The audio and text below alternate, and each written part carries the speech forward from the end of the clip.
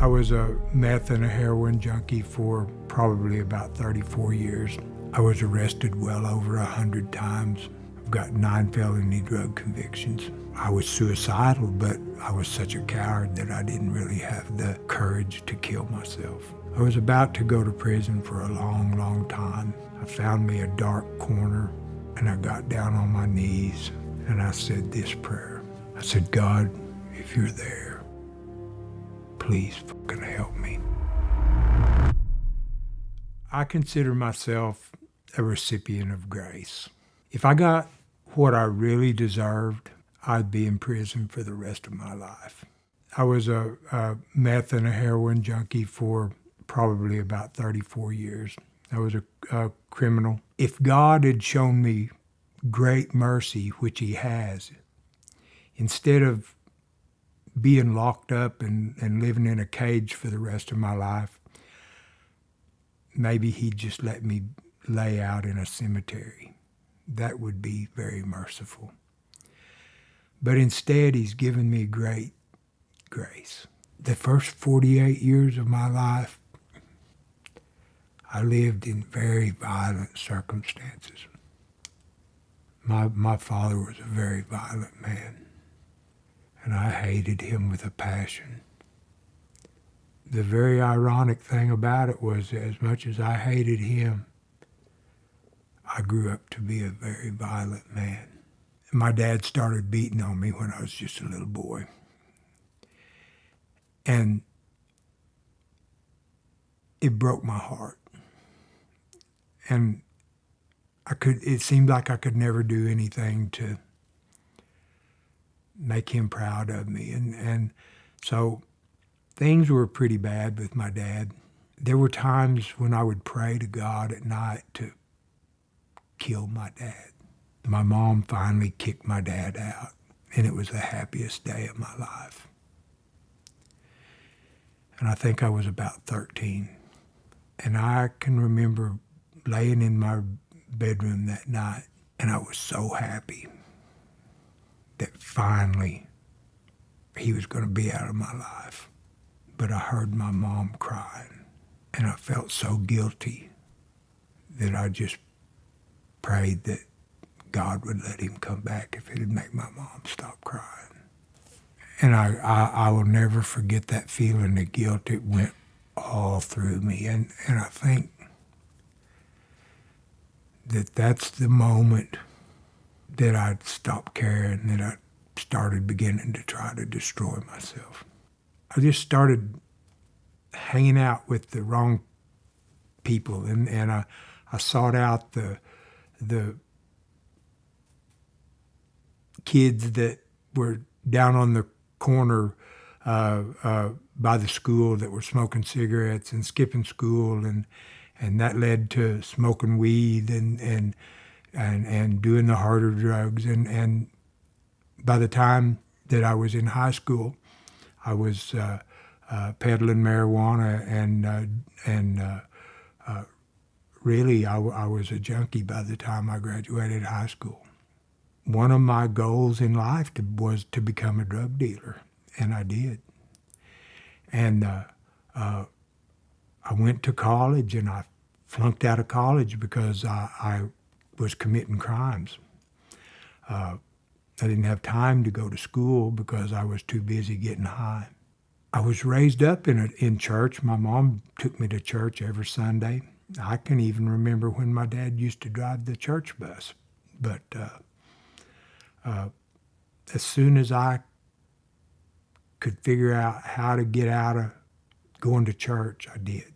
I didn't feel what everyone else was feeling, or I didn't understand what everyone else was saying. I used to wonder why God was letting my dad beat on me.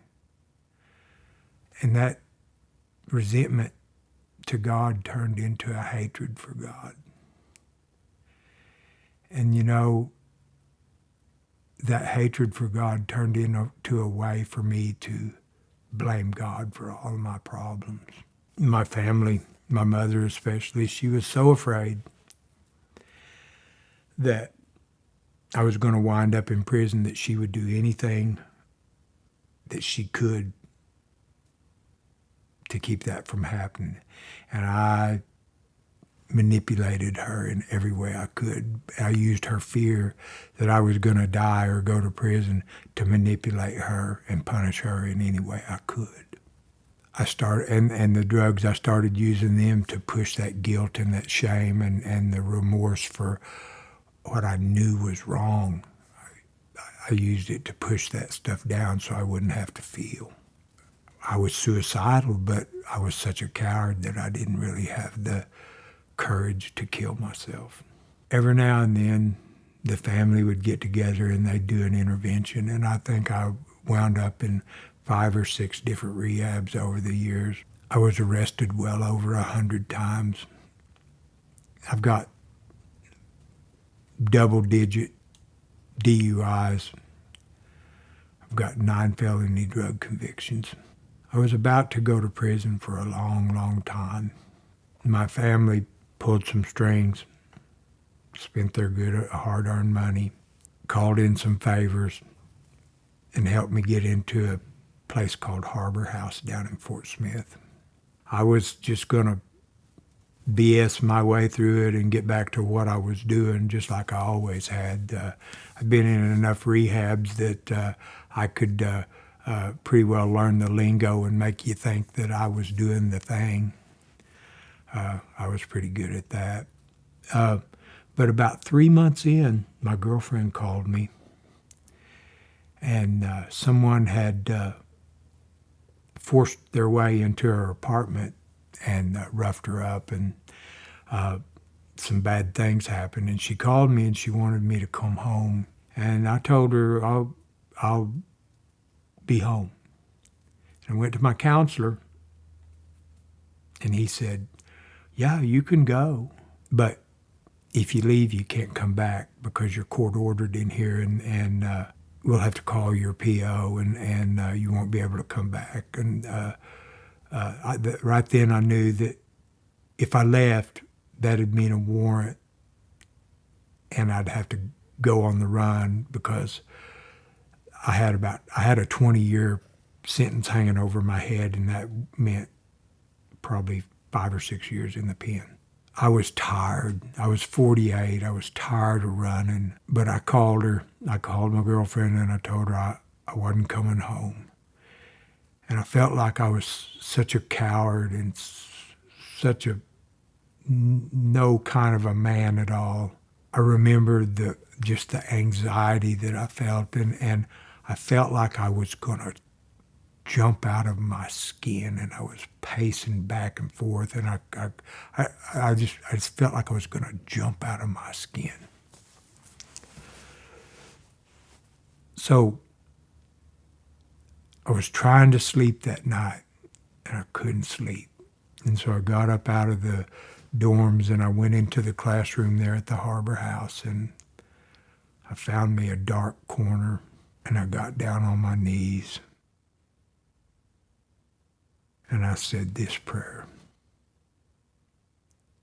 I said, "God, you son of a bitch, if you're there, please fucking help me."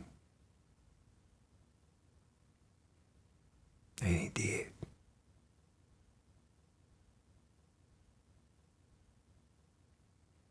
He gave me just enough peace that I could go back in that dorm and lay down and pass out.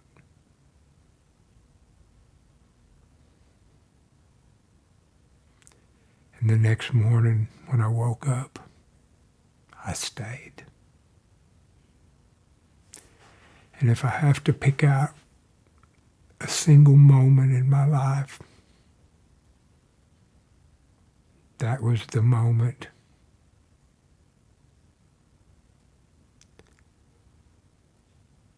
where my recovery began. That wasn't the moment that I came to God, but that's the moment when God came to me. For the longest time, I struggled and I struggled and I struggled to understand how God could ever love someone who had done as many things, as many messed up things to God's children as I'd done. How am I, after everything I've done, how am I ever going to do enough good to get even back to zero? To where I can maybe even, I'm going to have to live to be 100 to even get, if I do good the rest of my life, to even get back to even. And then they'd say, well, there was a guy that died on a cross about 2,000 years ago that wiped out everything that you ever did and that you're ever going to do. And I'm like, well, that doesn't mean me. And my ego, my pride and my ego wouldn't allow me to think that God could forgive me. None of us are worthy. But that doesn't matter because it's already been bought and paid for. When Christ died on the cross for us, he made us worth dying for. Because we weren't. And all he wants us to do is love each other. And my whole life I'm surrounded by love. The love of family, the love of friends. My goal is to try to love others as God's loved me. I'm still learning every day to trust in God. I'm getting better at it every day because he proves to me over and over and over again that if I just trust in him, everything is going to be okay. I owe everything to God. If God can restore a junkie like me, a criminal like me, a man who hated and cursed God,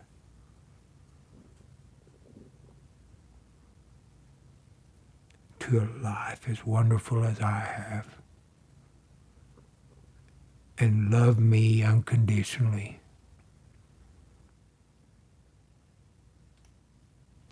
what can't he do?